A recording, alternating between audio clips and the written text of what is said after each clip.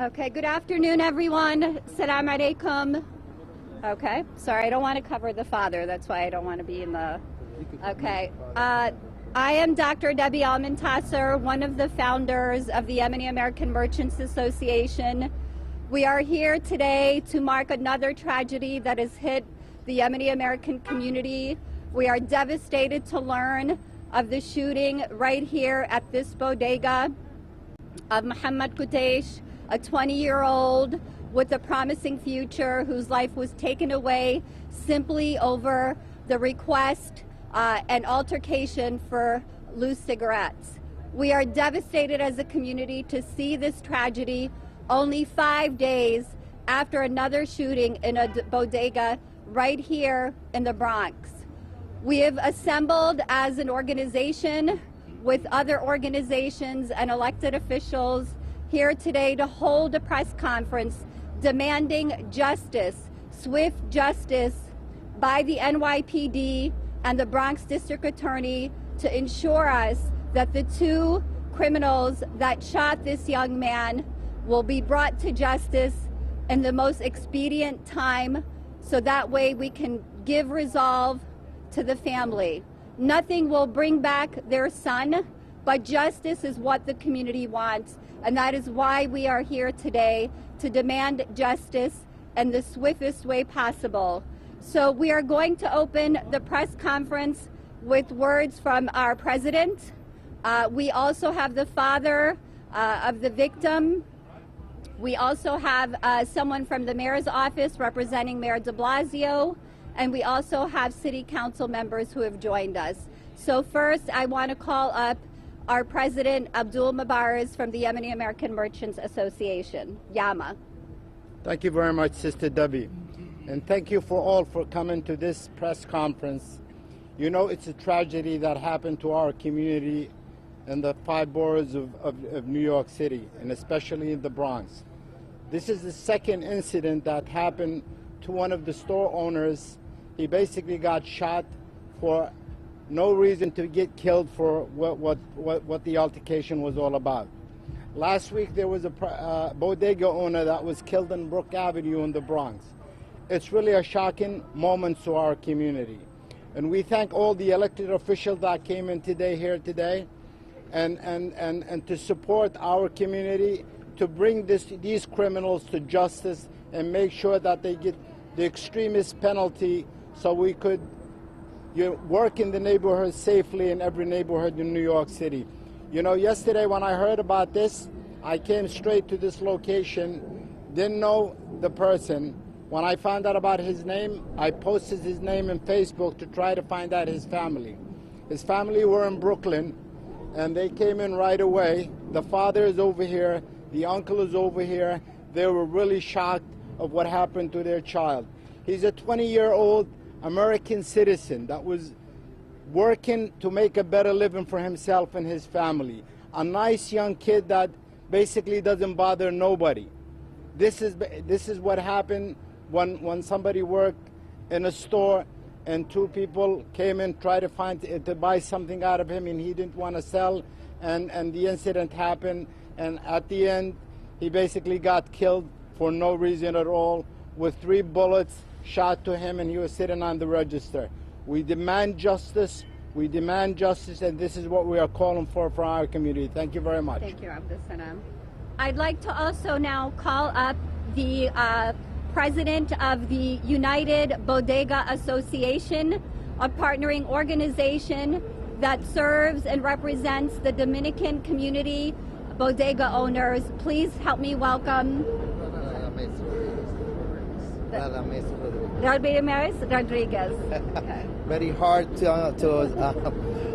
my name is Adonis Rodriguez, and I'm the president of the United Bodegas of America, and I'm over here supporting this tragedy that happened yesterday over here, and we really want justice because we are the same. We have the same. We have in the same community, the Dominican, the Germany, everyone is going for the same problem. So we want justice for this murder yesterday. We don't need this no more two tragedies happened in the last couple of days. I don't think we deserve that with our family and our neighborhood. Thank you very much. Thank you so much. Mi nombre es Adonis Rodriguez y estoy en representación de nuestra organización Bodegueros Unidos de América y estamos aquí dándole soporte a esta familia que acaba de perder un miembro más en una bodega. No queremos que continúen los crímenes que están pasando en nuestras bodegas. Nos estamos sintiendo sumamente afectados, ya tenemos más miedo. No queremos volver hacia atrás en los años 80, en los 90, cuando realmente era un peligro, era demasiado miedoso uno trabajar en una bodega. Yo tengo particularmente bodegas y tengo mi hijo que trabaja conmigo, tiene 18 años y realmente hoy me siento preocupado y asustado por lo que está pasando. No quisiera que otra tragedia como esta pues pase. Necesitamos que haya más protección para nuestras bodegas, que creo que damos un gran servicio a nuestra comunidad. Gracias. Thank you so much, my brother. Next, I'd like to call up Marco Carrion, who is the Commissioner of Community Affairs, here on behalf of Mayor de Blasio. Commissioner? Thank you. Thank you. Thank you, Debbie. I'd like to thank Debbie and Najee Al-Muntasser for inviting me today, and obviously acknowledge our friends in the council, Councilmember King, Councilmember Rodriguez for being here, along with both bodega merchant associations. I'm here on behalf of the mayor to bring condolences and support. You know, a tragedy happened here today. A tragedy happened several days ago, and the community is suffering. And when any community in the city suffers, the entire city suffers. So we will work hard with small businesses, the merchant associations, and the Yemenis community to ensure everyone's safety and prosperity. These are both open cases, and as the investigations continue, we will make sure to work so everyone knows what's going on and they have the latest information.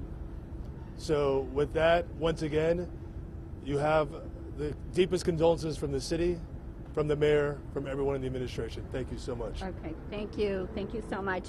I'd like to now call up Councilman Andy King, who is the councilman for this district, who immediately called me once he heard about the tragedy. We thank him for his support and his solidarity to stand with our community.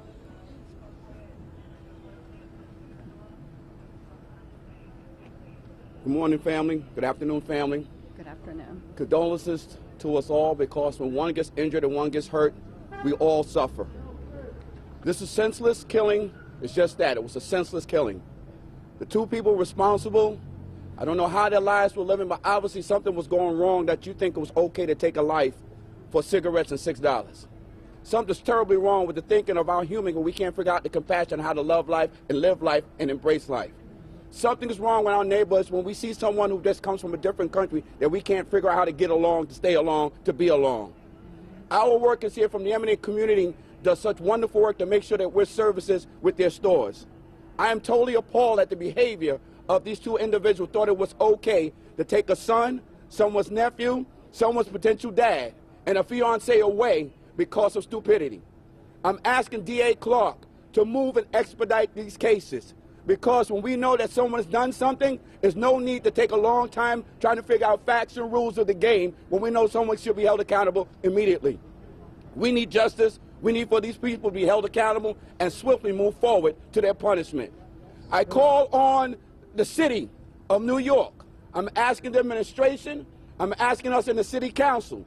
In 2018, Councilmember Jonah and I presented a bill called the Panic Button Bill in bodegas and the stores. At the first sign of trouble, when that woman started getting irate, our young brother could have pressed that button and got automatic protection from NYPD. There's no reason for this to be installed. I'm asking us to do something to save lives for tomorrow. We have a responsibility in government to respond and react to incidents like this, but more importantly, an ounce of prevention is better than a pound of cure. So we need to engage in activity that prevents murders and prevent bad behavior in the city of New York. You can count on my support, Doctor. My brothers, we got your back, and we're going to work to make sure that justice is swift. God bless and be well. Thank you so much, Councilman. Next, I'd like to call up Councilman Adonis Rodriguez, who's here to extend his support. Assalamu alaikum. We are all today Muslim, we are all today from Yemen, we are all today Latinos, Afro-American, working class. This is enough. This is too much. You know, and the cause of everything here is related to poverty. You imagine going to upstate New York and thinking about houses without water. You're thinking about going to the Midwest and to the South. And just imagine how poor people are. Just think about this neighborhood. And when the unemployment in the city of New York is 4%, in many places in the Bronx, it's go to more than 20%. So this is about the causes, but this is about justice. You know, no one, as a father of two daughters that I am, can understand how broken is his heart. We demand justice. We demand it now. Yes, that's what we want. But I gotta say one thing. You know, like walking in the Bronx, especially in the South Bronx, in the poorest neighborhood, you're thinking about Washington Heights in the 90s. You're thinking about places in Brooklyn. You know, we need to declare a war against poverty. We need to declare a war against violence. We need to declare a war on those people that bring illegal cigarettes to the city. We need to declare a war on the black markets that bring those weapons from other states, so that everyone, the hardworking individual, those beautiful faces here, like back in this group here, and all of us get justice. They deserve to work in peace. No one that is raising at 20 years old should deserve to be hours after being in this type of press conference. We want to hold press conference to celebrate that youngster will have a great future. Not that they lost their loved one. All of us, most of us here are fathers. We had kids. Just think about it. You want to give your life away instead of seeing your child being killed. Nosotros hoy estamos demandando justicia. La justicia no tiene color. Es musulmana, es afroamericana, es latina, es blanca. Nosotros hoy estamos demandando que actuemos firmemente. And yes, I know that the mayor, you know, and the commissioner here, and all of us, we will follow this case hour after hour. And we're going to the court together. Yes, you and the Yemen community are not alone. You have Yama, but also you have the whole city. Nosotros estamos aquí para decirle que somos una familia, que nosotros vamos a buscar justicia. Y con eso el mensaje es que desde la alcaldía, el consejo, nosotros lo buscamos. And I want to end with this. I know sometimes it's not the popular things, but I do support the panic button. We need to install it now. We need to pass the bill. That's right. You know, in the deli, in the bodega owners, especially those that are in underserved community, we have access to touch a button, and immediately the NYPD go there. We will save lives. That's right. But also, I call for the city of New York to explore the possibility to allow the deli and bodega owner to go through the process to get a permit to have a weapon too. Nosotros tenemos que explorar también que se hagan todo lo que se necesita para que los negocios sean seguros. What do we want? Justice. What do we want it? Now. What do we want? Justice. What do we want it? Now. Thank you so much, Councilman Adonis. Next, I will call up the father of the young man whose life was taken yesterday, my dear brother, Untitled Chapter, who will say a few words.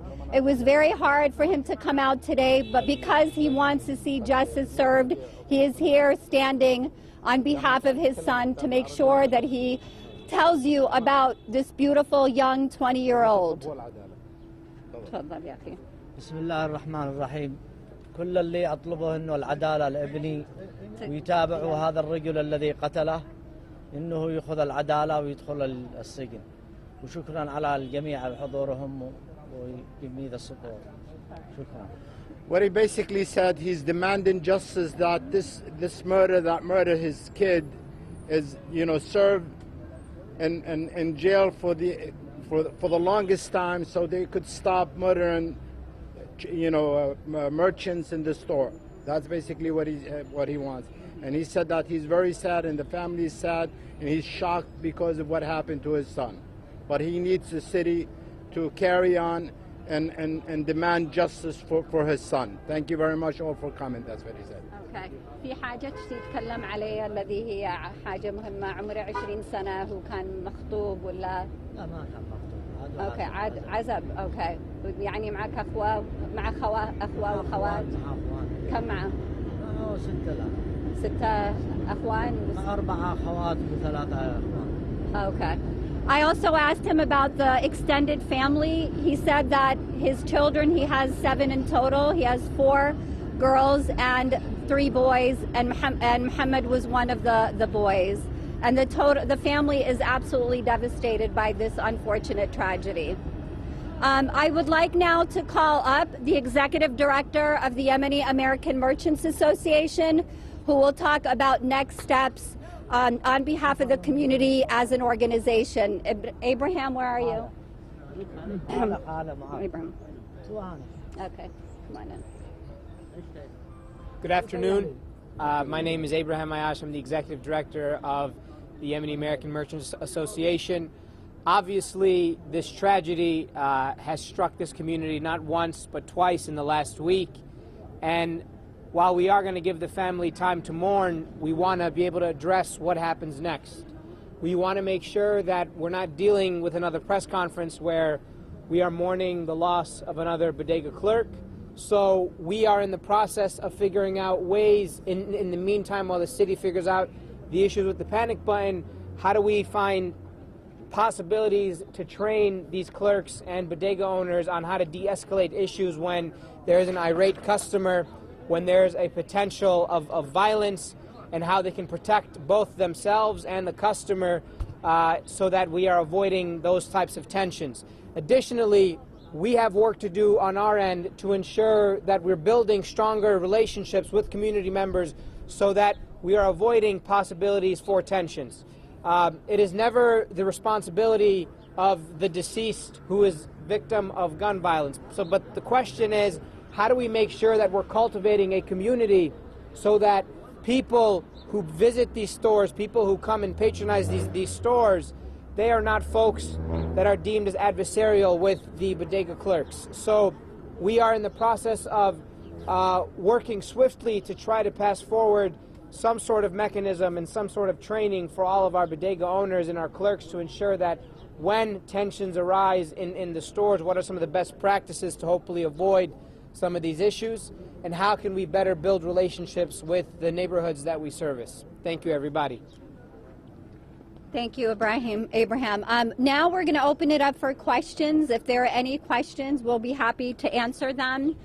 We ask that you please respect the family and not ask too many questions that may be very sensitive to the family. Yes? Yeah, I have a question. I'm closely aligned with the North Yemeni Merchants Association here in the Bronx, and I don't see any. 2 people are from Queens.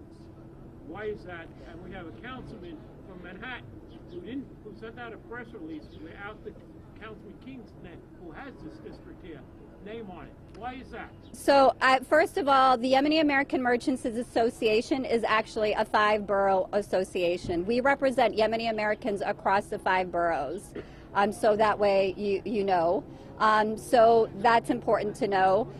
In regards to the councilman, we invited him, we invited other council members, we invited other city officials, elected officials.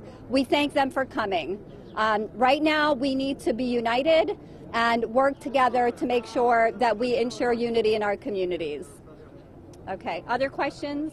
Could you tell us he was engaged to be married for 20 years? So we just asked the father. He said that he's not engaged. So we don't know where that information was given yesterday, but he's only 20 years old. and had the potential of actually going to school and having a career, and sadly didn't get that opportunity. How long has he been working here? Did he recently move here from Yemen? Okay, we'll ask the father. I think he's the one. He was born and raised here. He was born and raised here in the United States, and he's been working at this bodega 2 years. for 2 years. And his father said that he's been here for 30 years already. And the father has been in the United States for the last 30 years. Okay, other questions? Yes. What about putting bulletproof glass in the bodegas? And second of all, are people worried that if they catch one, they'll just be let out the same day like many people lately? The question was, what about bulletproof glass? That is something that will be considered. We will be sharing this information with our membership and look at the cost for them and see what we can do to ensure safety. If you don't mind. And then the second question? was, aren't people worried that if they do catch one, they'll just be let out the same day because of the elimination of cash bail, where recently guys are getting arrested and just let out the same day? 2 weeks ago, guys Yeah. were let Do you out wanna- depending off so many Sure. guys with fentanyl. I just want to highlight something with this. Last year, we also lost a brother from Palestine who was killed in Washington Heights. You know, the area that I represent together with Marble Hill, that also belongs to Manhattan, to the Bronx. So when the brother was killed at Dyckman and Vermilion Avenue, we also highlighted that there's an epidemic on attack on those men and women that work mainly in our deli. You know, most of the deli, they are 24 hours. They work so hard, such as the bodega. But when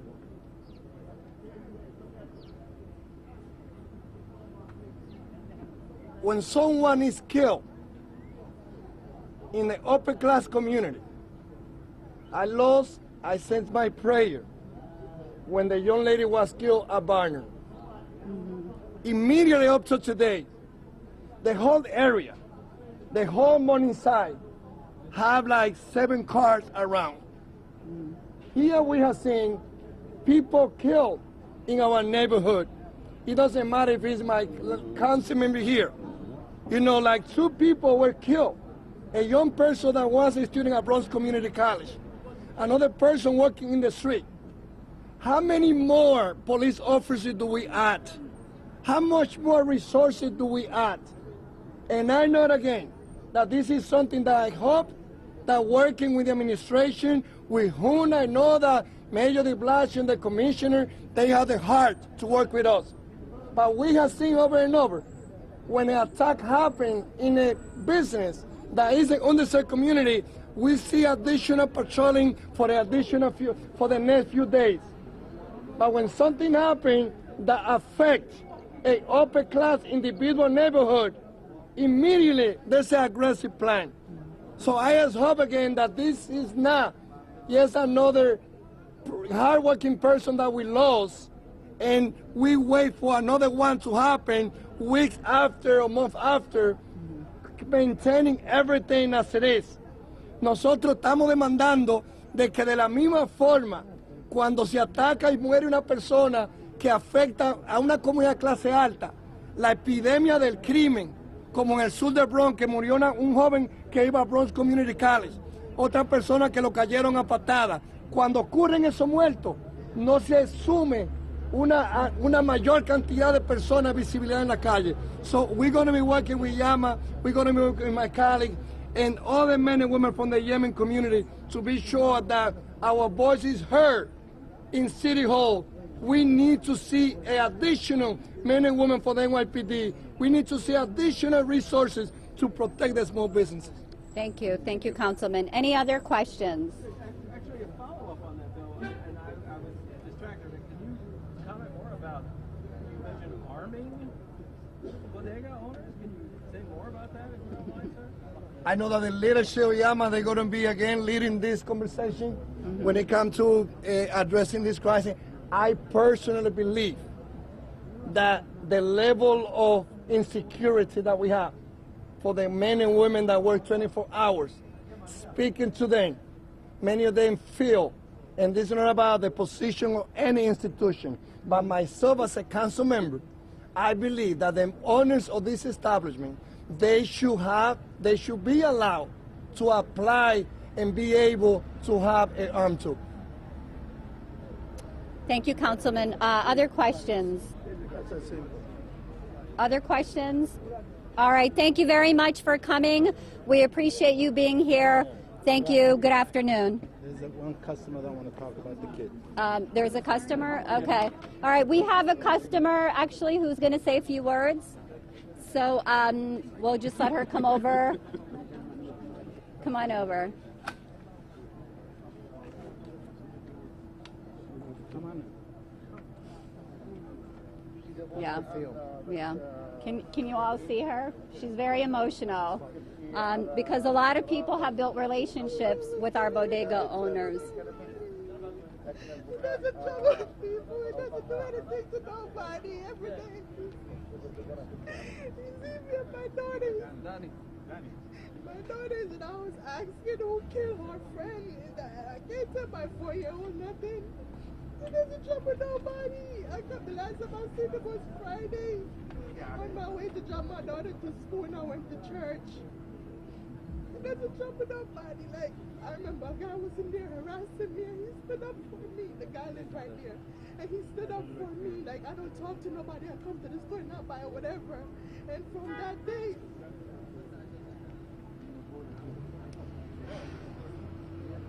I'm so sorry. I don't know what this is. But he doesn't trouble nobody. I know good. I was a sinner myself, you know. But ever since I found Jesus Christ and I got baptized, you know, he doesn't trouble nobody, my spirit. You know, I still haven't slept. Because, you know, I can't come in here because I'm going to be traumatized. It's an innocent person for what? You know, I lived here for 2.5 years on this block, and guys harass me. They see me with children, they harass me. They stood up for me every day. Last time I seen him was Friday morning. He gave me 4 quarters because that's what I asked for. He gave my daughter. I said, have a good day. God bless me. I said, God bless you. And I never came back outside till this day. I didn't want to come outside because I didn't want to face reality. Like the first time you work in America. For the first time. Just understand. He was born they sent him to Arabia.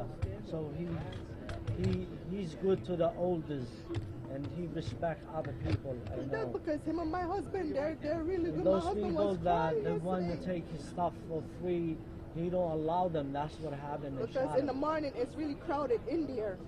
Right. And then, you know, I'd be like, be careful, just watch the cameras because, you know, people go and take stuff. You understand? But I couldn't believe, like, I actually saw it on Facebook because my TV was blacked out. It was on the news, but my TV was blacked out. I saw a friend post and said they killed my friend for stupidness. So when I showed my husband the post, he's like, what? Then he was actually like, he couldn't believe it. And we explained to our 4-year-old daughter, I said, Samaria, you know our friend in the morning time. That's why we're here. We want justice and we want those people I know you guys want to get deserve justice. what they did to I my know you guys son. want to get justice. That's what happened. There's nothing I can do. I lost my son. Thank you very much.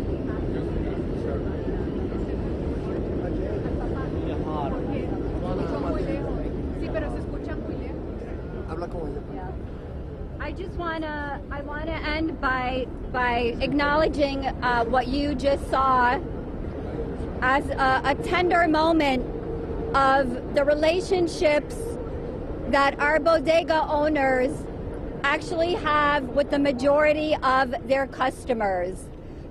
Many of our bodegas have been in communities for 30 to 40 years and have seen 2-3 generations of families. They have become a fixture of communities. People go to them and not only buy things from them, but build relationships. And what you just saw was this woman sharing the tender moments that she had with Muhammad Qutesh, of how kind and genuine and generous he was to her and her daughter, and also how defensive and protective he was when people harassed her. These are the people that serve our communities.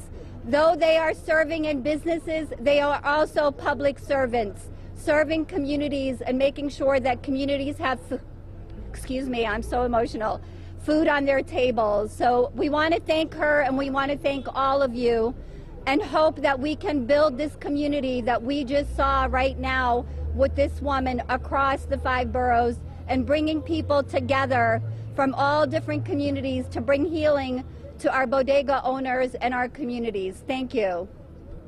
Did you want to say anything, Brian? Yeah, in summary, know that we will stand by the family, that we look forward to working with city and law enforcement officials to try to get justice for the family, and that we are going to take swift action to try to make sure that we're going to be proactive. And I do want to emphasize one quick point. You know, we are not advocates of saying that more guns are necessarily going to be the answer to solving some of these issues. We want to take the approach where we're going to be even-handed on how we address violence in the stores, and we are going to explore all opportunities, but the default is not going to be that we should equip people with more arms to try to combat violence. We don't believe that's the position of Yama, and we want to make sure that we let folks know that we are about de-escalating tensions and violence, and that is how we intend to try to resolve some of these issues first. But we are not going to shy away from exploring all opportunities to make sure that both the people that walk into these bodegas and those who service these bodegas are protected and are safe. We hope that the family has enough time to grieve, and we will get to work to make sure that we don't have to do one of these things anymore. Thank you, everybody. Thank you.